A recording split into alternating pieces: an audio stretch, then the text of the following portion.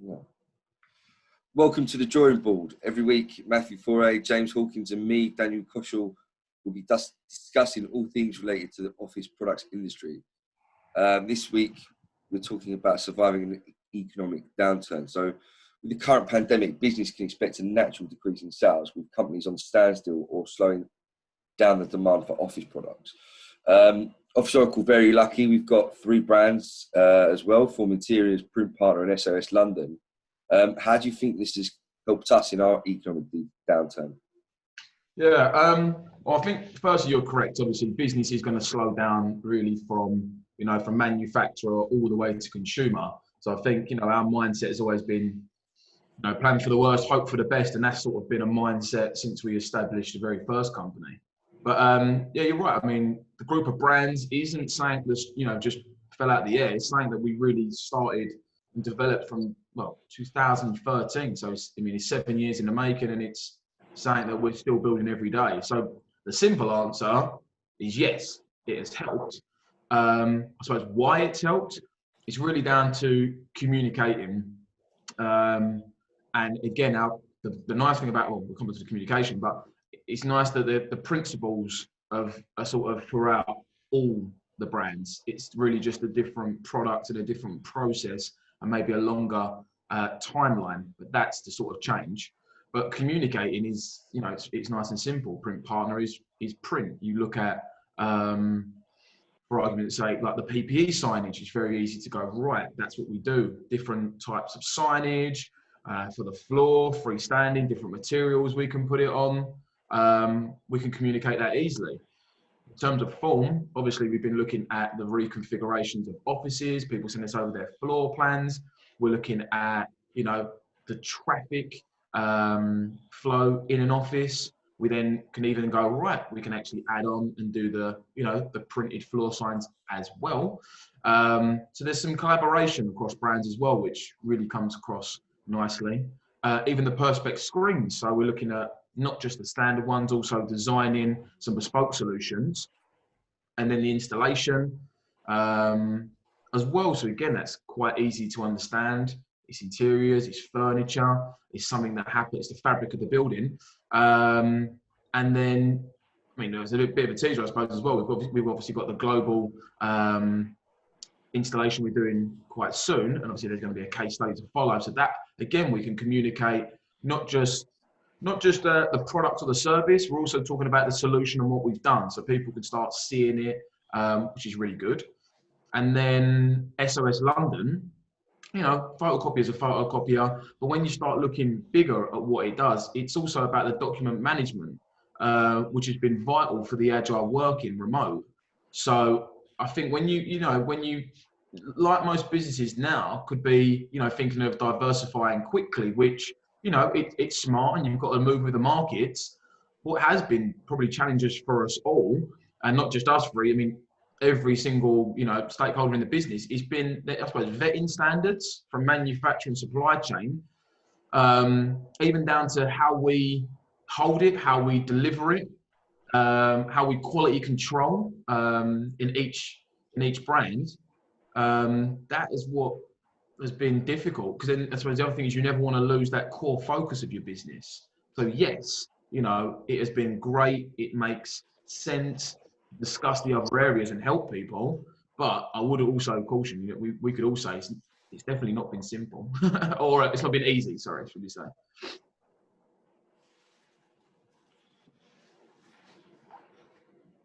Right, so also with the brands, at least Matt, you said there's established in 2013. Obviously we've got as well, I think sometimes a lot of office products kind of originators or dealers as such can kind of be like, yeah, we pick up a bit of furniture, we pick up a bit of print. Obviously building the brands and having specialists in those departments. Definitely. Actually run as separate businesses that stand on their own as well.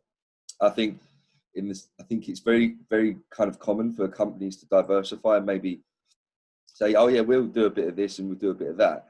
And I think with the brands, obviously, that we've created, and obviously they may not be on everyone's radar at the minute, but obviously they have been in the making, and obviously they are set up as such many businesses with the correct experts in them.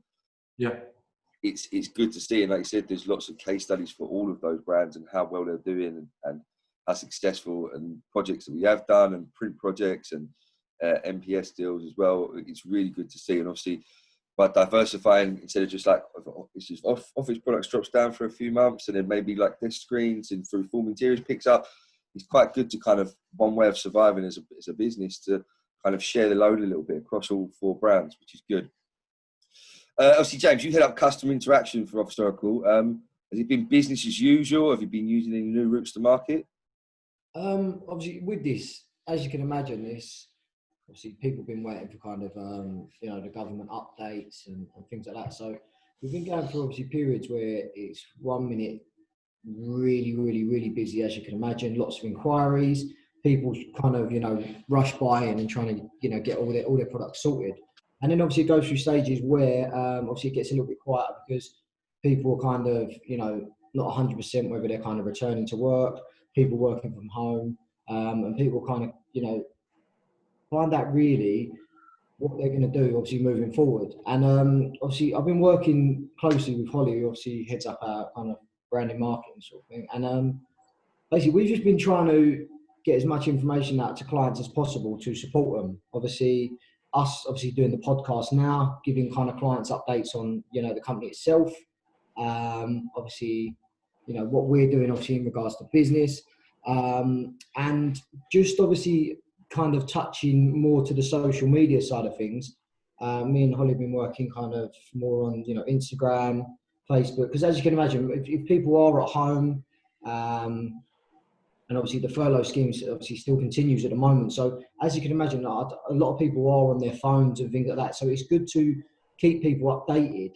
Obviously, the kind of movements, obviously our company or the market itself, just giving people, as much support as possible. Because, we're doing email campaigns and things like that and, supporting people that way. But if people are seeing things kind of daily, what we've got going on, how we can support them and what kind of products and, services we're offering. I just think we've had a lot more kind of feedback through, the social medias, was where before we didn't kind of use them as much. But I do really, think that it's kind of reaching out to a lot of people and supporting, people in kind of new ways, which we will then, take on, moving forward when things do go back to normal. Yeah, I think you're right, mate. I think it's like the standard communications, I suppose, like for example, take the telephone, that's what, we built the companies on. But, it's difficult because, totally right. We've got obviously client mobile. So again, we can speak to people quite quickly. At the same time, when we're prospecting for new business, we've got to be mindful that now people are potentially could be diverting their work numbers now to home. So it's like that balance of still communicating, still doing, business relatively as usual, but still being mindful in the back of your heads that some businesses are at different stages. Some are returning quite quickly, some are returning quite slowly. But like, just echoing your point on the email marketing, it's a good balance, I think, at the moment. So sort of like, credit to you and Holly that it's, it's a portion of good advice, what we've been doing for people, but we're hopefully not just sending too much communication. I'm one for email communicating. If I like it, I will definitely subscribe. If I get too much of it, then I'm like, whoa, slow down. So it's that balance. But I mean, the social media, I'm not the biggest on social media, but I totally understand, it's the new way to connect with people. So, when I'm looking at, the posts on the Instagram, the LinkedIn, the Facebook, it's nice to see that it's a real clear message across all communication. And even like, I suppose we used to communicate well in meetings. Of course, they're going to slow down. We've still been doing site meetings. We've still been doing surveys and stuff like that. So even that, we're sort of still being quite mindful in now we're delivering a risk assessment. So we're saying to people when we're coming in, we're vetting, we're looking at, people's health. We're looking at the way we traveled to that meeting. But even simple things have been quite nice. Our telephone, down to our SLAs and our KPIs, we're still answering calls quickly. We're still replying back to emails quickly. So, Yeah, it's been evolving, but I think also some of the key principles have still been there as well. It's just been developed. Yeah, I think it's because, and one thing is, for us, is the massive personal relationship we've had, and just kind of touching in, and like, I know James, you're a massive advocate for like WhatsApp and things, and that quick communication, and I think it's now more than ever where a lot of maybe not business is getting done on WhatsApp, but obviously it's more just checking in, seeing if they need anything, if everything's all right. Just going an extra mile as such, and just making sure that everyone is okay. Clients always come first. In time like this, I feel like we really feel like reputation can be built in times of need. So how has Office Oracle been helping or even growing our reputation? Yeah, I mean, I'll go one step further and say reputation is being built, every second. The markets we're in are moving quick. The old energy saving light bulbs are back, yeah. I like them. So I thought you were doing a chair demo. It looks quite good actually, the way it's just slowly spinning.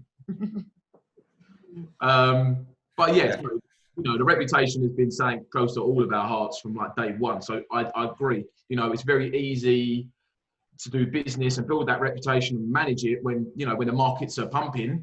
It's very, very difficult to keep doing it. But I actually think sometimes, like you're saying, you're building some stronger relationships and stronger trust with clients and suppliers and all stakeholders. But yeah, I think for us, I think it's really been that collaboration in the industry where, Dan, you go to a lot of industry meetings and different federations, and now more than ever, there's just been some real good collaboration, even with manufacturers as well coming forward with ideas and sharing really what everyone's been doing. So it's not just the reputation, to the client, it's also been the reputation, in our actual business community, should I say. But feeding back to our clients and again keeping them in the loop with ideas. I mean, I won't mention now, but we've been coming forward with some case studies, and it's nice that we're saying, this is what this client's done and it's worked for them. This is something they were thinking about, and it maybe didn't work. And it's really just sort of, trying to be ahead of the curve that I feel that we are, discussing the challenges, giving the sort of options of either a product or a service, and then even going one step further with a price point, thinking, almost like a gold, silver and bronze price point options, again, with longevity in mind.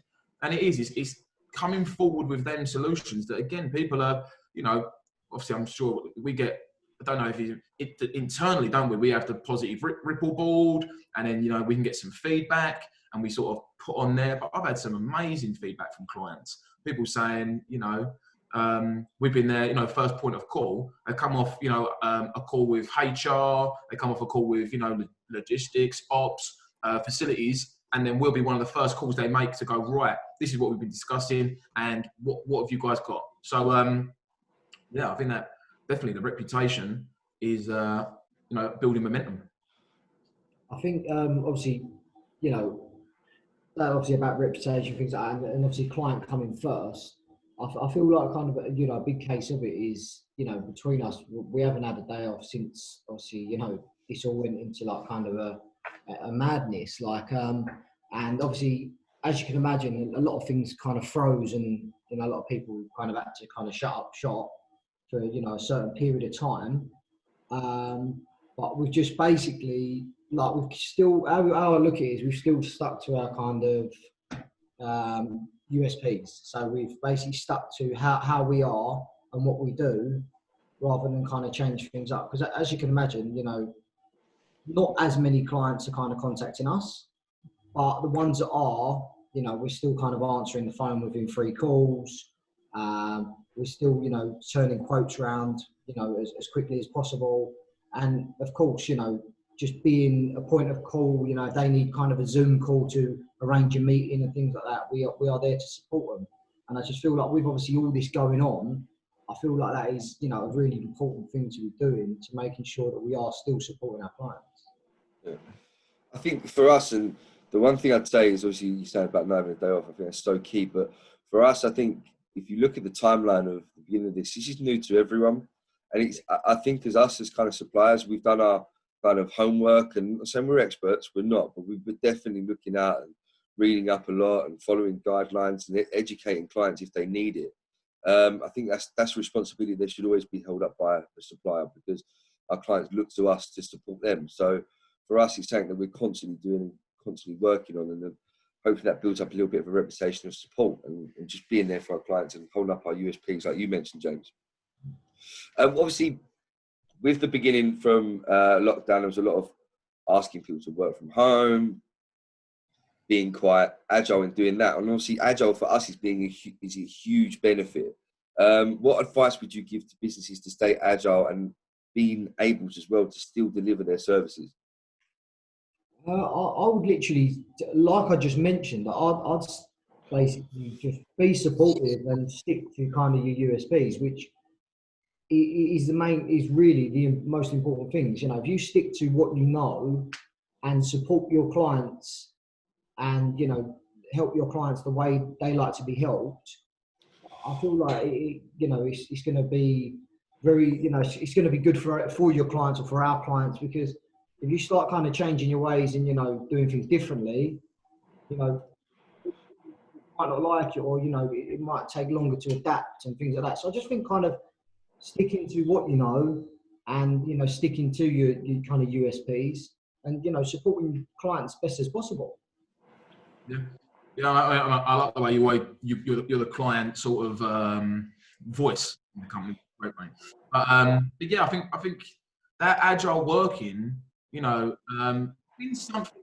Again, I know we've been doing this for a long time. We've had staff members who work, some days in the office and some days from home. So I think again that mindset and that workflow, that's been sort of ingrained, a few years ago. So for us, we moved quite quickly. It worked well. I mean, I did hear, some difficult stories of, moving servers that can take weeks. So I think, there's a few things. Number one, when this, challenge first come around, we sat down quite quickly and went over, what departments can work from home and what departments can't. We've obviously got a warehouse that we're not going to, go back to, delivering it to the garage.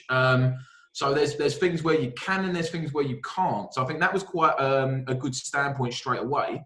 Then you've got things like in your wall in the offices is the customer journey, which is, the foundation of all touch points and interactions. And again, I mean, just with something in mind, it keeps it compliant. So, we sit on a lot of data, the GDPR, all the standard things in business we used to have to, understand and move forward through. So again, having that customer journey was a great idea, and has been so strong. But like you're saying, systems, are they server based or are they cloud based? We've got Monday.com, which, has been a workflow system that really, I mean, we just don't lose information, or we don't lose where, a process or an order is at. So we are really, really slick in terms of that. But even like the procedures. So, some people are now, again, working from home. They might think, I forgot how to do this. How do I do this again? All of our manuals are easy to access. So, I suppose that, touch on your point, Jake, it's that communication. Do you know what I mean? Again, communicating to the clients, but again, the internal communication, planning weekly one-to-ones. Like we know how vital they are, especially to all members of staff, not just, people who've been in the industry a long time. Also, if anything, it's more important at that point. But, just even checking in, like you're saying, how are people? How's the workload? How's the family? All the little check-ins that you need, the team events, to build that camaraderie, or that we've always done, having them in the calendar. So I think, at the start, it was, I don't know how many pub quizzes everyone was doing. It was a pub quiz every single day. But now, then you can easily go from one momentum to the other, and now there's nothing. So I think we've been quite good to stagger them every sort of 2 weeks. And sort of, again, it's a point to, just keep good communication. And then even the one thing I'd say as well is, I see your weekly updates, Dan, they're really, really good. But it's also, keeping everyone in the loop and following that flow of communication, because it's also very easy to break processes, if that makes sense. And then you actually become inefficient quite easily. So I think there's definitely things to consider. And depending on the size of business, it really depends on how quickly or how challenging it's going to be. But I think, yeah, a lot of clients, a lot of our business contacts, and it's always been definitely on the radar. And I feel like, even listening to some clients, it's something that they're thinking could be long term. It's something that they're thinking, it's just always going to be an option. Unreal. Thank you so much, gents, for this week. I really appreciate it. And thank you so much for tuning in. And if I'd really appreciate if people start leaving some comments and some likes and some obviously sharing it to your platform as well. That would really help us out. But yeah, thank you so much for tuning in.